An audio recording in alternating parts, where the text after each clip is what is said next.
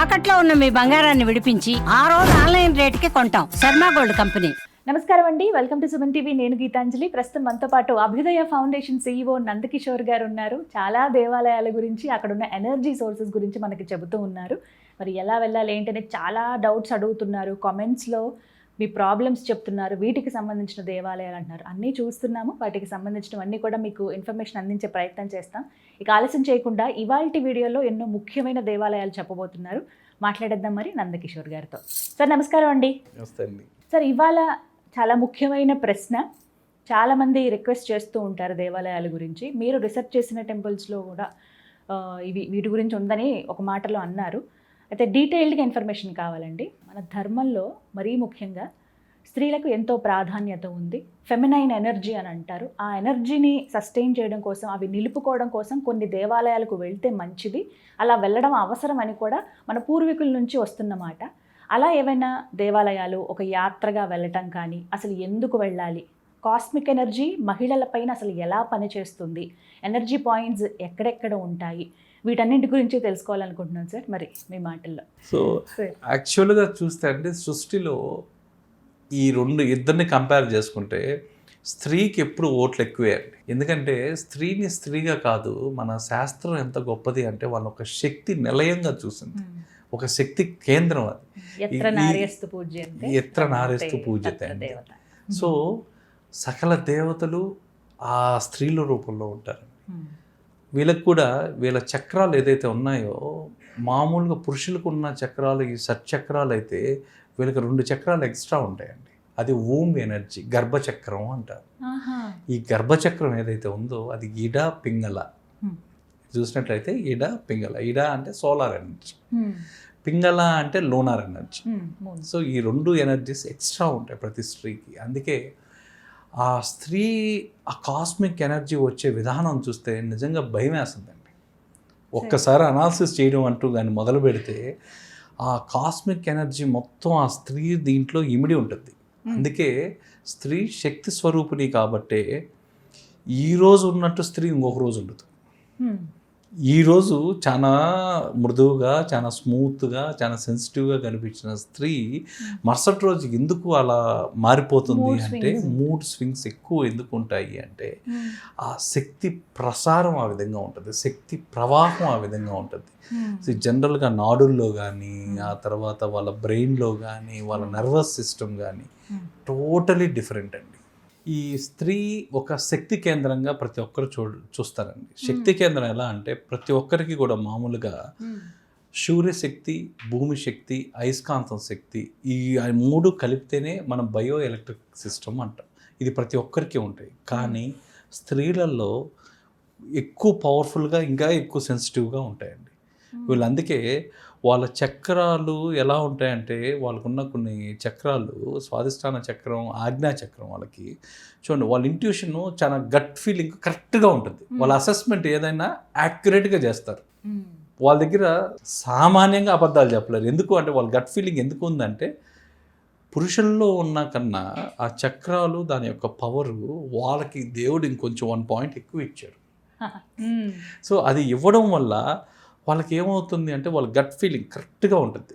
వాళ్ళకి కావాలంటే చూడండి, చక్రాల్లో చెప్పాలంటే విశుద్ధ చక్రం గొంతు ఉండడం వల్ల వాళ్ళ గొంతు చాలా స్మూత్గా ఉంటుంది, చాలా స్మూత్ ఉంటుంది చూడండి. సో ఇది ఎందుకు అంటే వాళ్ళు పుట్టంగానే ఆ విశుద్ధ చక్రం అనేది వాళ్ళకి యాక్టివ్లోనే ఉంటుంది. దానికోసం వాళ్ళు ప్రత్యేకంగా ఏం చేయవలేదు. దాంతోపాటు వీళ్ళకి వాళ్ళ వూంబ్ అండి, వాళ్ళ గర్భం ఏదైతే ఉందో అది లైఫ్ హోస్టింగ్ సిస్టమ్ అంటారు సైంటిఫిక్గా కానీ చూస్తే. ఆ తర్వాత మహిళా శరీరం అనేది ఎలా నిర్మాణం చెందింది అంటే అది ఒక రిసీవరు అండ్ జనరేటర్ కూడా. సో ఆమె భావాలు ఎలా ఉంటాయి అంటే ఒక ఎనర్జీ వేవ్ లాగా ఉంటాయి, ఒక శబ్ద తరంగాలు లాగా ఉంటాయి.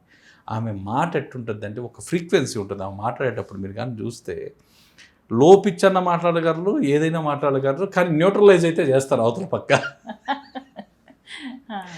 సో ఆమె దృష్టి కూడా అండి, మామూలుగా మనం చూసే దృష్టికి స్త్రీల దృష్టి డిఫరెంట్గా ఉంటుంది. వాళ్ళది ఎలా ఉంటుంది అంటే ఒక పెనట్రేషన్ ఏ విధంగా ఉంటుంది అంటే వాళ్ళ చూపు పెనట్రేషన్ ఒక పవర్ బీమ్ లాగా ఉంటుంది. ఆ చూపులో ఉన్న ఇది ఎంత స్పెసిఫిక్గా ఉంటుంది అంటే అంత స్పెసిఫిక్గా ఉంటుంది. ఆ సూక్ష్మ దృష్టి, దానికి ఇంకో విధంగా చెప్పాలంటే వాళ్ళకి ఆ సూక్ష్మ దృష్టి కూడా యాదృచ్ఛికంగా వచ్చింది. అది వాళ్ళు ప్రాక్టీస్ చేస్తే రాలేదండి. ఇవన్నీ యాదృచ్ఛికంగా ప్రకృతి వాళ్ళకి ఇచ్చినవి. స్త్రీ రూపాల్లోనే మీకు దుర్గా అమ్మవారు, లక్ష్మీ అమ్మవారు, సరస్వతి అమ్మవారు, కొన్నిసార్లు అవసరమైనప్పుడు కాళిక అమ్మవారు కూడా ఈ శక్తి రూపాలన్నీ కూడా మీకు దీంట్లో ఉంటాయన్నమాట. సో దీని గురించి కూడా మీకు ఋగ్వేదంలో కానీ దేవీ సూక్తంలో కానీ చాలా నీట్గా చెప్పబడి ఉందండి వీటి గురించి. సో వీళ్ళ 7 చక్రాలతో పాటు వీళ్ళకి స్వాదిష్టానంతో ఇంకొక వూమ్ ఎనర్జీ, గర్భశక్తి అనేది ఎక్స్ట్రా చక్రం వీళ్ళకి. ఎందుకంటే సృష్టి వీళ్ళతోనే ఉంది కాబట్టి ఇంకొక ఎక్స్ట్రా చక్రం ఆల్రెడీ ఉందండి వాళ్ళకి. ఆ వూంబ్ స్పేస్నే అది ఒక శక్తి నిలయం, అది కూడా ఒక శక్తి నిలయం అన్నమాట. సో దాన్ని ఇంకా ఏం చెప్పాలంటే మీకు ఒక ఎనర్జీని స్టోర్ చేసుకునే ఒక ఛాంబర్ లాంటిది అది. వాళ్ళకి 2 అనాహత చక్రం వాళ్ళలో ఎక్కువ యాక్టివ్గా ఉండడం వల్ల వాళ్ళకి సెన్సిటివిటీ కూడా ఎక్కువ ఉంటుంది. మహిళల్లో సెన్సిటివిటీ ఎందుకు ఉంటుందంటే ఈ అనాహత చక్రం వల్లనే వాళ్ళకి ఉంటుంది అనమాట. సో దాంతోపాటు మీకు ఇందాక చెప్పినట్టు పింగళ అండ్ పింగళ ఉంటుంది, పింగళ నాడి ఉంటుంది. ఈ పింగళ నాడి ఏంది సూర్యశక్తికి సంబంధించింది, సోలార్ ఎనర్జీ. ఆ తర్వాత ఏంది లూనార్ ఎనర్జీ. సో మహిళా శరీరం కూడా ఈ లూనార్ అలైన్మెంట్తో జరిగిందండి యాక్చువల్గా. సో ఇది జరగడం వల్లే వాళ్ళకి ఎక్కువ డీపర్ ఎమోషన్స్ ఉంటాయి, చాలా షార్ప్ ఇంట్యూషన్ ఉంటుంది వీళ్ళకి. ఎవరినైనా తీసుకోండి మహిళల్లో వాళ్ళ ఇంట్యూషన్ ఎలా వర్క్ చేస్తుంది అంటే దేనైనా ఇట్లే పసికట్టేయగలరు చాలా ఫాస్ట్గా, చాలా స్పీడ్గా, అసలు మన ఊహకి అందంది. ఆ తర్వాత వీళ్ళ సైకిల్స్, మంత్లీ సైకిల్స్ ఏ విధంగా ఉంటాయండి, అందుకే వాళ్ళు పురాణాల్లో వీళ్ళని చంద్రుడితో పోల్చారు. చంద్రుడు 28 రోజుల నుంచి 30 రోజులకు ఒకసారి వస్తాడండి. అదే సైకిల్ వీళ్ళకి కూడా ఉంటుంది ఉమెన్లో. అందుకే వాళ్ళ మనసు కారకుడు చంద్రుడు అని పోలుస్తుంటారు. సో ఈ చంద్రతత్వం కూడా ఎక్కువ ఉంటుంది వీళ్ళల్లో. అందుకే వీళ్ళల్లో మీకు చెప్పినట్లయితే అప్పుడే అండి వాళ్ళకి ముత్యం పెట్టుకోవడం అనేది కంపల్సరీ ఆభరణం అయింది. ఈ ముత్యం నిత్యం పెట్టుకునేవాళ్ళు. ఆ కాలం రాజులు వీళ్ళందరూ కూడా అలంకరణలో భాగంగా ముత్యాన్ని ఎక్కువ వాడేవారు. ఎందుకు అంటే అప్పుడు శాస్త్రాల్లో అది చంద్రుడికి అనుసంధానం చేశారు, స్త్రీ శక్తిని కంపేర్ చేశారు కాబట్టి ఆ తత్వానికి అనుకూలంగా ముత్యం అనేది ఎప్పుడు వాడుతూ ఉండేవాళ్ళు. ఎప్పుడు వెండి గిన్నెల్లో తినాలి, చంద్రుని కాంతిలో ఎక్కువసేపు ఉండాలి, అందుకే వాళ్ళు ఎప్పుడు ఆ వెన్నెల్లో ఉండడం. అప్పట్లో ఇంకొక రెమెడీ కూడా 2 రెమెడీస్ చేసేవాళ్ళు అండి రాజవైద్యులు కూడా. వీళ్ళ స్నానం అప్పుడు కూడా సాల్ట్ అండ్ టర్మరిక్ వేసుకునేవాళ్ళు, పసుపు ప్లస్ ఇది వేసేవాళ్ళు. ఎందుకంటే వాళ్ళ ఎనర్జీ రోజు యాక్టివేట్ కావడానికి.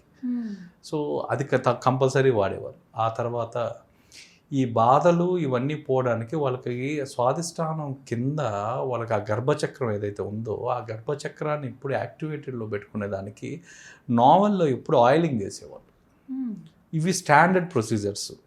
ఆ తర్వాత మీకు స్త్రీలలో ఇంకొకటి కూడా ఏంటంటే ఈ శని బాధలు ఎవరైతే పడుతున్నారో అండి, శని భగవంతుడి వల్ల కలిగే బాధలు కానీ, రాహు సంబంధితవి, చంద్రుడి సంబంధిత వ్యాధులు ఇవన్నీ ఉండే వాళ్ళకి ఒక హోమ్ రెమెడీ ఆ కాలాల్లో చెప్పారండి ఋషులు. వాళ్ళకి ఆయిలింగ్. ఈ నావల్లో ఆయిలింగ్ అనేది వాళ్ళు ఎంత పాటించేవాళ్ళు అంటే ప్రతి రాజవైద్యుడు దాన్ని చెప్పేవాళ్ళు. అది ఆస్ట్రో రెమెడీయే కాదు, వాళ్ళ హెల్త్కి కూడా రెమెడీ, ప్లస్ వాళ్ళ చక్రాలు కూడా యాక్టివేట్ అయ్యేదండి. సో ఇలాంటి యాక్టివేషన్ వాళ్ళలో ఉన్న ఎనర్జీ యాక్టివేషన్ చేయడానికి కూడా వాళ్ళు కొన్ని యాత్రలు కూడా పెట్టారు. యాత్రలు నారీ శక్తిని కనీసం వాళ్ళు రీఛార్జ్ చేసుకోవడానికి ఒక 6 monthsకి ఒకసారి లేదా అవసరమైనప్పుడు సంవత్సరానికి ఒకసారి అయినా పర్వాలేదండి. అంటే ఒక 3 రోజుల యాత్ర చేశారండి ఇది. ఈ 3 రోజుల యాత్రలో 7 దేవాలయాలు దర్శించాలి.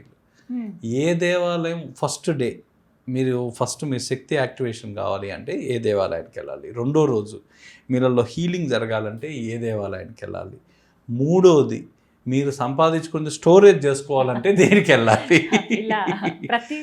ప్రతిదీ. సో ఈ 3 రోజుల్లో మీరు ఈ 7 దేవాలయాలు కానీ అంటే దాన్ని ఏమంటారంటే నారీ శక్తి యాత్ర అంటారు, అంటే స్త్రీ శక్తి యాత్ర అంటారు. ఈ స్త్రీ శక్తి యాత్ర అనేది పలానా రోజే చేయాలనేది కంపల్సరీ ఏం లేదండి. ఎవరికి అవకాశం ఉంటే ఎవరికి వీలైనప్పుడు ఆ 3 రోజులు వాళ్ళు ప్లాన్ చేసి వెళ్ళడం వల్ల వాళ్ళ శక్తిని వాళ్ళే యాక్టివేట్ చేస్తారు. ఇది కేవలం మహిళలకు మాత్రమే అండి, ఇది ప్రత్యేకం. Thank you sir. మరి చెప్పండి సార్, మేము వెయిట్ చేస్తున్నాం. 3 days యాత్రలో ఫస్ట్ వచ్చి మీ శక్తి మీరు యాక్టివేట్ చేసుకునేది అండి. ఈ శక్తి యాక్టివేషన్లో భాగంగా ఫస్ట్ రోజు మీరు కామాక్షి అమ్మన్ టెంపుల్ కంచికి వెళ్ళాలండి. మీ యాత్ర ఎక్కడ మొదలు పెట్టాలి అంటే కంచిలో మొదలు పెట్టాలి, అమ్మవారి దగ్గర. ఇక్కడ కూడా ఇంకా కొంచెం స్పెసిఫిక్గా చూస్తే ఏ టైంలో మీరు ఈ అమ్మవారిని చూడాలి అంటే ప్రాతకాలంలో 6 నుంచి 8 లోపల. సో ఇక్కడ మీరు చేయవలసిన పూజ ఏదన్నా ఉంది అంటే కుంకుమార్చన, దీపం చేయాలి. ఇవి మీ శక్తి యాక్టివేషన్ ఫస్ట్ స్టార్టింగ్. ఆ తర్వాత రెండో దగ్గర వచ్చేసరికి సమయాపురం మరియమ్మ టెంపుల్, చాలా ఫేమస్ టెంపుల్, తిరుచి దగ్గర ఉందండి. సో మీరు అక్కడ కంచి నుంచి స్టార్ట్ అయితే సుమారుగా ఇక్కడికి మీరు చేరుకునేసరికి 1 గంటకి ఎంతో చేరుకుంటారు. మీరు దర్శించవలసిన టైము మధ్యాహ్నం 2 గంటల నుంచి 4 గంటల మధ్యలో దర్శించాలి. ఇక్కడ నిమ్మకాయ దీపాలు పెట్టడం చాలా విశేషం అమ్మవారి దగ్గర. సో ఇక్కడ వచ్చి మీరు నిమ్మకాయ దీపాలు వెలిగించాలి, దాంతోపాటు ఒక అర్చన కూడా చేయాలి. సో ఆ తర్వాత మూడోది అదే రోజు మదురైలో ఉన్న మీనాక్షి అమ్మవారిని చూడాలి. సో అక్కడ సుమారుగా మీరు వెళ్ళే సాయంత్రం అవుతుంది. సో సాయంత్రం పూట 7 నుంచి 9 మధ్యలో దర్శనం చేసుకుంటే చాలా అమ్మవారు. ఇక్కడ వీలైతే అవకాశం ఉంటే కుంకుమార్చన, లలిత సహస్రనామం చేస్తే మంచిది. కానీ ఇక్కడ మీరు చేయవలసిన పరిహారం ఏదంటే రాత్రి అక్కడ స్టే చేయడం. మీనాక్షి అమ్మ టెంపుల్లో మదురైలో మీరు అక్కడ నిద్ర చేయడం అనేది చాలా ఇంపార్టెంట్. ఎందుకంటే ఈ శక్తి యాక్టివేషన్ అయిన తర్వాత అది ఒక నిద్ర చేస్తే మన బాడీ అంతా ప్రసారం జరగదు. మీరు అదే రన్నింగ్ మోషన్లో ఉండే బాడీలో ప్రసారం అనేది చాలా తక్కువ జరగదు. మీరు నిద్రావస్థల్లో మీరు ఏదైతే శక్తి అయితే తీసుకున్నారో అది మొత్తం ప్రసరణ జరుగుతుంది. ఈ ప్రసరణ జరగాలి అంటే మీరు ఖచ్చితంగా ఆ క్షేత్రంలో నిద్ర చేయాలి. ఆ తర్వాత రెండో రోజుకి వచ్చేసరికి ఈ రెండో రోజు యాత్ర దేని మీద ఉంటుందంటే ముఖ్యంగా ఆ కన్యా శక్తి పైన, ఆ మాతృత్వ శక్తి పైన ఆధారపడి ఉంటుందండి. ముఖ్యంగా ఆ గర్భానికి సంబంధించిన శక్తి, మీకు గర్భశక్తి రావాలి, ఆ తర్వాత ఆ శక్తి కన్యాశక్తి పెరగాలి అంటే రెండో రోజు యాత్ర. దీంతో మీరు చూడాల్సిన దేవాలయాలు 2. ఒకటి వచ్చి కన్యాకుమారి. సో కన్యాకుమారి పొద్దునే సన్ రైజ్ టైంలో వెళ్తే చాలా విశేషం. దర్శనం చాలండి, పొద్దున్న 5:30 నుంచి 7:30 సన్ రైజ్ అప్పుడు కానీ మీరు చూడగలిగితే చాలు. ఆ తర్వాత రెండోది వచ్చేసరికి అట్టుకల్ భగవతి టెంపుల్ అండి. ఇది తిరువనంతపురంలో ఉంది. ఇక్కడికి వచ్చేసరికి మీరు మధ్యాహ్నం అవుతుంది. సో మధ్యాహ్నం ఇక్కడ మీరు 2 గంటల నుంచి 4 గంటల మధ్యలో దర్శించి ఇక్కడ విశేషంగా భగవతి అర్చన చేయించాలండి. అర్చనతో పాటు ఇక్కడ ఒక రక్షా పుష్పం అని ఇస్తారు. అది చాలా ఇంపార్టెంట్. ఆ రక్షా పుష్పాన్ని మనం అడిగైనా తెచ్చుకోవాలండి పూజారి దగ్గర. ఇది నిజంగానే అందరూ తిరువనంతపురానికి వెళ్తారు, దర్శనం చేసుకుంటారు, అభిషేకం చేస్తారు, వస్తారు. కానీ అక్కడ మరి చేయవలసింది ఏంటంటే ఒక రక్షా పుష్పం అనేది. ఆ పుష్పం మనం ఇంటికి తెచ్చుకోవాలి. ఇంటికి తెచ్చుకొని పెట్టుకున్నట్లయితే మీకు దానికి సంబంధించిన శక్తికి సంబంధించింది మన వెంటనే ఉంటుందండి. ఆ తర్వాత మూడో రోజు వచ్చేసరికి వీళ్ళ ఎనర్జీ సెంటర్, మన బ్రెయిన్కి సంబంధించి మైండ్లో. ఎందుకంటే స్త్రీ యొక్క మైండ్ ఏ విధంగా ఉంటుందంటే విపరీతంగా భయాందోళనలు ఉంటాయి, చాలా ఇన్సెక్యూర్గా కూడా ఉంటారు. మీరు కానీ చూసినట్లయితే కొంత ఆ భయం అనేది వాళ్ళని వెంటాడుతూ ఉంటుంది. అంటే వాళ్ళ భాషలో చెప్పాలంటే అది జాగ్రత్తగా ఉండడం అంటారు. కానీ మనం అనాలిసిస్ చేస్తే అది ఒక భయాన్ని ఇచ్చే సెంటర్ బ్రెయిన్లో. అది హీలింగ్ కావాలన్నా, వాళ్ళల్లో ఆ జ్ఞాన జ్యోతి వెలగాలన్నా ఈ లాస్ట్ 3 రోజుల టెంపుల్స్ ఇంపార్టెంట్ అండి. ఆ 3లోకి వచ్చేసరికి ఫస్ట్ది వచ్చేసరికి చోటా నెక్కరి దేవి టెంపుల్, ఎర్నాకుళం. ఇక్కడ మీరు పొద్దున 6:30 నుంచి 8 లోపల. ఇక్కడ ఫేమస్ ఏంటంటే గుర్తి పూజ అని చేస్తారు. ఈ గుర్తి పూజ మీకు మెడికల్గా బెనిఫిట్ కూడా ఏంటంటే మోకాళ్ళ నొప్పులు, ఇలాంటి సమస్యలు, మోకాళ్ళ సమస్యలు ఉండేవాళ్ళు, ఆ తర్వాత నాకేదో చెడ్డ చేసేసారని ఒక భావనతో ఉండేవాళ్ళు, వాళ్ళు చెడ్డ చేశారు, వీళ్ళే చెడ్డ చేశారు, నా ఏదో ప్రయోగం చేశారు, నా మీద ఒక విష ప్రయోగం చేశారు, ఇలాంటి వాళ్ళందరికీ కూడా ఈ గుర్తి పూజలో నివారణ జరుగుతుందండి. గుర్తి పూజ అని చేస్తారు. ఆ గుర్తి పూజ ప్లస్ వీలైతే అర్చన. రెండో టెంపుల్ వచ్చేసరికి లాస్ట్లో మూగాంబికా టెంపుల్. మీకు ఇంతకుముందు చెప్పినట్లుగా మూగాంబికా టెంపుల్ అమ్మవారి ముక్కు పుడక ఏదైతే ఉంటుందో, సో ఆ ముక్కు పుడకను చూడాలి అంటారు. సో మీరు అక్కడికి వెళ్ళేసి సాయంత్రం అక్కడ పూజ విద్యాశక్తి అర్చన అని చేస్తారండి ఆ మూగాంబిక దగ్గర. మూగాంబిక గారు చూసేసి మీరు ఆ రోజు రాత్రి అక్కడ నిద్ర చేస్తే మంచిది. నిద్ర చెయ్యాలి, నిద్ర చేస్తే మంచిది కాదు, నిద్ర చేయాలి మీరు. అక్కడితో మీ యాత్ర ముగుస్తుందండి. ఇలా ఎన్ని రోజులు సార్ ఇవి? 3 days. 3 days 7 temples. సో వీటికి నిద్ర చేయడం కూడా చాలా ఇంపార్టెంట్. సో నిద్ర చేయడం అనేది వెరీ ఇంపార్టెంట్. ఈ 3 రోజులు మీరు నిద్ర చేసేసి ఆ నిద్ర కంప్లీట్ అయిన తర్వాత మీరు నెక్స్ట్ ఇంకో క్షేత్రానికి వెళ్ళాలి. ఒకసారి వరుసగా చెప్పండి సార్. ఫస్ట్ కామాక్షి అమ్మవారి, ఫస్ట్ కామాక్షి, రెండోది వచ్చి సమయపుర, మూడోది వచ్చి మీనాక్షి, నాలుగోది వచ్చి కన్యాకుమారి, ఐదోది వచ్చి అటుకల్ భగవతి టెంపుల్, ఆరోది వచ్చేసరికి చోటా నెక్కరి, ఏడోది వచ్చేసరికి మూగాంబిక. అంటే ఇలా కంచి నుంచి మూగాంబికలో ఎండ్ అవుతుంది. కంచిలో మొదలయ్యి మూగాంబిక దగ్గర ఎండ్ అవుతుంది. కర్ణాటక మంగళూరు దగ్గర. సో ఇక్కడ మిగతా వాళ్ళకి కూడా అండి మూగాంబిక గురించి ప్రస్తావన వచ్చింది కాబట్టి ఇక్కడ దాని పక్కనే కొడచెర్రి అని ఒక హిల్ ట్రెక్కింగ్ ప్లేస్ ఉందండి. ఒక 5000 feet 5 to 3-4 హైట్లో ఉంటుంది ఇది. ఈ కొడచెర్రిలో సర్వజ్ఞ కేంద్రం అని ఒకటి ఉందండి. ఈ సర్వజ్ఞ కేంద్రం ఏంటంటే శంకరాచార్యులు వాళ్ళు అక్కడ తపస్సు చేసుకున్న ప్రదేశం. ఆ ప్రదేశంలో అమ్మవారు సాక్షాత్కరించారు. మూగాంబిక అమ్మవారు సాక్షాత్కరించి అతనికి ఏం చెప్పిందంటే, నువ్వు ముందు వెళ్తుంటే నేను వెనకాన వస్తుంటాను అంటది. సో అతను ముందు వెళ్తూ అతను ఏంది వెనకాన నీడ పడుతుంటుంది. ఆ నీడను చూసుకుంటూ పోతుంటాడు. అంటే అమ్మవారు నా వెనకాన వస్తున్నారు అని. సడన్గా నీడ కనిపించేసరికి ఆయన వెనక్కి తిరిగి చూస్తాడు. ఆ వెనక్కి తిరిగి చూసిన అమ్మవారే మూగాంబిక అమ్మవారుగా అక్కడే నిలబడిపోయారు. సో ఇక్కడికి వెళితే అండి మీకు ధ్యానం అనేది విపరీతంగా కుదురుతుంది. అది ఇప్పటికీ ఆ ధ్యానం ప్రాక్టీస్ ఉండేవాళ్ళు ఈ సర్వజ్ఞ పీఠానికి వెళ్ళి దాన్ని ఎక్స్పీరియన్స్ కావచ్చు అండి. శంకరాచార్యులు చేసిన తపశ్శక్తి ఏదైతే ఉందో అది ఇంకా ఈ ప్రదేశంలో లైవ్లో ఉంది. ఇది ఆ మార్గం చాలా ఆరోగ్యవంతులు మాత్రమే వెళ్ళాలి. ఎందుకంటే రోడ్డు ఏమి ఉండదండి. ఫస్ట్ కొంత దూరం మనం జీప్లో ప్రయాణం చేయాలి. ఆఫ్ రోడ్ అసలు రోడ్స్ ఉండవు. ఆఫ్ రోడ్ ట్రావెల్ చేసిన తర్వాత మీకు ట్రెక్కింగ్ ఉంది. ఆ ట్రెక్కింగ్లో కరైన బాట్ ఉండదు, హై ఆల్టిట్యూడ్ ఉంటుంది. సో కొంచెం వ్యయ ప్రయాసాలు బడి కానీ తీసుకెళ్తే మనం కానీ పోగలిగితే మాత్రం నిజంగా అద్భుతమైన యాత్ర అండి. నిజంగా అద్భుతం. కొంచెం రిస్క్ ఉన్న పీఠం.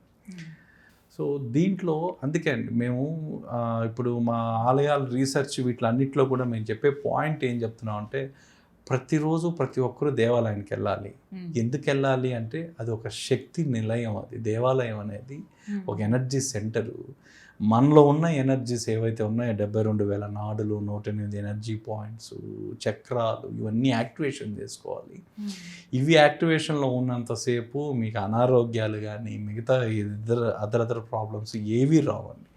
సో ఇదే విధంగా మనం పిల్లలకు కానీ అలవాటు చేసినట్టయితే చూడండి, పిల్లల్ని మీరు కానీ చూస్తే మా అబ్బాయి ఫిట్గా ఉండేదానికి సపోజ్ బాడీ స్ట్రెంగ్త్గా ఉండేదాన్ని స్కేటింగ్ చేపిస్తాం, ఇంకోటి డ్యాన్సింగ్ చేపిస్తాం, ఫిజికల్ యాక్టివిటీ చేపిస్తాం అంటారు.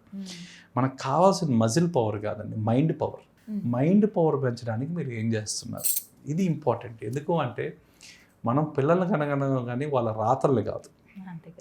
సో మనం 24 గంటలు మనం ఉండి వాళ్ళని ప్రొటెక్ట్ చేస్తాం అనే దానికి నో గ్యారంటీ. మన లైఫ్లో మనకే గ్యారంటీ కాదు. సో వాళ్ళకి సెల్ఫ్ డిఫెన్స్ అనేది ఏదో ఎగ్జామ్కి ప్రిపేర్ అయ్యేది కాదండి. జీవితం పెట్టే పరీక్షలో వాడు పాస్ కావాలి. ఆ సిచ్యువేషన్స్కి వాడు నిలబడాలి. ఆ సిచ్యువేషన్స్కి వాడు నిలబడాలి అంటే ఖచ్చితంగా ప్రతి ఒక్క పేరెంట్ ఆలోచించాల్సిన విషయం ఏంటంటే, వాళ్ళలో ఉన్న ఎనర్జీ పాయింట్స్ ఎలా యాక్టివేట్ చేయాలి, వాళ్ళలో ఉన్న మైండ్ పవర్ ఏ విధంగా పెంచాలి. అకాడమిక్గా కాదండి, జీవితంలో జరిగే సిచ్యువేషన్స్ని రేపు వాడు హ్యాండిల్ చేయాలి అంటే ఎలా. ఇప్పుడు ఆ సిచ్యువేషన్ హ్యాండిల్ చేయలేకపోయిన వాళ్ళు ఏమంటారు, డ్రగ్స్కి బానిసలు అవుతున్నారు, డ్రింక్స్కి బానిసలు అవుతున్నారు, లాస్ట్కి కన్న పేరెంట్స్కి వృద్ధాశ్రమాలే గెత అవుతున్నాయి. సో ఇవన్నీ రావాలి అంటే వాళ్ళలో ఉన్న సిస్టమ్ ఎప్పుడు యాక్టివేషన్లో ఉండాలి. వాళ్ళ ఎనర్జీ ఎలా యాక్టివేషన్లో ఉంటుంది? మనకి ఎప్పుడో ప్రాచీన కాలంలో చెప్పినట్టు రెజోనెన్స్ హీలింగ్ ఒక్కటే మార్గం. రెజోనెన్స్ ఏంది? శబ్ద తరంగాలు. ఆ శబ్ద తరంగాలు గుళ్ళల్లో మనకు ఆ శబ్ద తరంగాలు వస్తాయి. ఆ శబ్ద తరంగాలు మనలో ఎన్నో వాటిని హీల్ చేస్తుంటాయి, చాలా వాటిని యాక్టివేట్ చేస్తున్నాయి, హీల్ చేస్తున్నాయి. అదేవిధంగా ఇక్కడ పిల్లలకు వచ్చేసరికి ఈ పిల్లలకి ఎప్పుడైతే ఆ మంత్ర ఉచ్చారణ జరుగుతుందో ఆ మంత్రాలు చదవడం వల్ల విష్ణు సహస్రనామం కానీ లలితా సహస్రనామం కానీ 7వ సంవత్సరం నుంచి అండి వాళ్ళకి మంత్రాలు అనేవి కానీ అలవాటు చేయగలిగితే మనకేం వాళ్ళ మంత్రాలకు భావాలు చదవబడలేదు, వాటి అర్థాలు నేర్చుకోబడలేదండి. వాటి ఉచ్చారణ చాలు. ఎప్పుడైతే మంత్ర ఉచ్చారణ జరుగుతుందో ఆ శబ్ద తరంగాలు వాళ్ళ శరీరంలోకి వెళ్తాయి, వాళ్ళ శరీరంలోకి వెళ్ళి వాళ్ళని యాక్టివేట్ చేస్తాయి. సో వీటి కోసం మనం ఇప్పుడు అన్నీ మన ఇంటి వద్దకే వచ్చేసాయి. ట్యూషన్ మాస్టర్ని ఇంటికి పిలిపించుకుంటాం. ఇదేదో ఈ మంత్రాలు పురోహితులను వేదం చెప్పే వాళ్ళని ప్రతిరోజు ఇంటికి పిలిపించి ఒక 20 నిమిషాలండి ప్రతిరోజు ఒక 20 నిమిషాలు వాళ్ళకి ఏదో రామ శ్లోకాలు చదివిపించడము, పద్యాలు చెప్పియడము, ఇవన్నీ ఏమవుతాయంటే సైంటిఫిక్గా వాళ్ళలో ఇన్నర్ హీలింగ్ అనేది స్టార్ట్ అవుతుందండి. ఆటో హీలింగ్ అనేది స్టార్ట్ అవుతుంది. వాడు యాక్టివ్లో ఉంటారు. ఇది ఈ క్రమేపీ 7వ సంవత్సరం నుంచి చేస్తే కానీ వాడు 19-20 సంవత్సరాలు వచ్చేసరికి వాడి మైండ్ పవరు ఎక్సలెంట్గా ఉంటుంది. వాడు అకాడమిక్స్కే కాదు, వాడు అన్నిటికీ వాడు ఒక వ్యారియర్గా తయారవుతాడు. ఒక వ్యారియర్గా ఎప్పుడు తయారవుతాడంటే వాడు ఎనర్జీ సిస్టమ్స్ వాడు అన్నీ నీట్గా ఉంటే వాడు దేనైనా ఎదుర్కోగలరు. పేరెంట్స్గా ఇది చాలా రెస్పాన్సిబిలిటీ అండి.